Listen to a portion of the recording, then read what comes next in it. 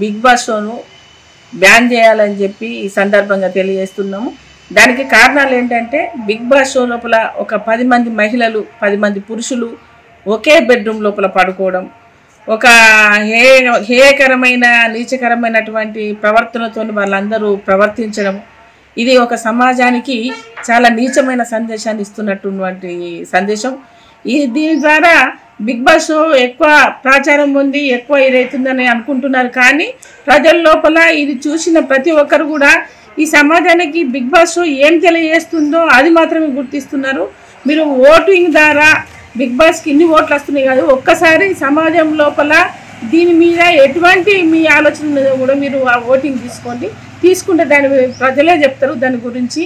ఈరోజు big boss show లోపల నిర్వహిస్తున్నటువంటి కార్యక్రమాలు కానీ పోటీలు కానీ సమాజానికి సంబంధించినటువంటి ఒక మంచి వీరులకు సంబంధించినవి, దేశభక్తులకు సంబంధించినవి, మహిళలు వీరనాలకు సంబంధించినటువంటి కార్యక్రమాలు చేపట్టాలి. కానీ అందరికీ నీచమైనటువంటి అసభ్యకరమైన దుస్తులతో మహిళలు వేసుకొని ఈ రకంగా చేయడం ఇది కరెక్ట్ కాదు.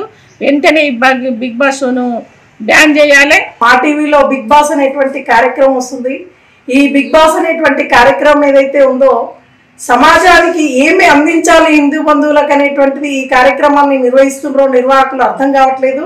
ఎందుకనంటే ఒక మహిళ ఒక పురుషుడు ఉండేటటువంటిది ఎప్పుడు అనేటువంటిది హిందూ మన సాంప్రదాయం ప్రకారము పెళ్లి అయిన తర్వాత ఒక మహిళా పురుషుడు అనేటువంటిది కలిసి ఉండటం అనేటువంటిది ఇప్పుడు దాంట్లో బిగ్ బాస్ లో సహజీవనం అనేటువంటిది మనకు కనబడుతూ ఉన్నది. కాబట్టి నిర్వాహకులకు సూచన ఏంటిదంటే దాన్ని వెంటనే రద్దు చేయవలసిందిగా కోరుతున్నాము. అదేవిధంగా ప్రభుత్వము కూడా ఆలోచించి దాన్ని రద్దు చేయవాలని సవినయంగా మేము కోరుతున్నాము. తర్వాత దీనివల్ల సమాజానికి ఏమి ఉపయోగం ఉంది, ఏమైనా ఉపయోగం ఉందంటే ఏమీ ఉపయోగం లేదు. ఈనాటి యువతరము అక్కడ చూసినటువంటి అశ్లీలమైనటువంటి ప్రోగ్రామ్ చూసి దానివల్ల యువత చెడిపోతుందే తప్ప దానికి ఇంట్లో ఏమి కూడా మార్గదర్శనం అనేటువంటిది ఏమీ లేదు. కాబట్టి ఏదైనా మనం కార్యక్రమం నిర్వహించినప్పుడు ఒక మార్గదర్శనంగా ఉండాలి. కాబట్టి రాబోయే తరం ఏదైతే ఉందో బంధువులు అందరూ కూడా కలిసి ఉండాలనేటువంటిది నేర్పాలి. కానీ ఈ విధమైనటువంటి సంస్కృతి సాంప్రదాయం మనం కాదు.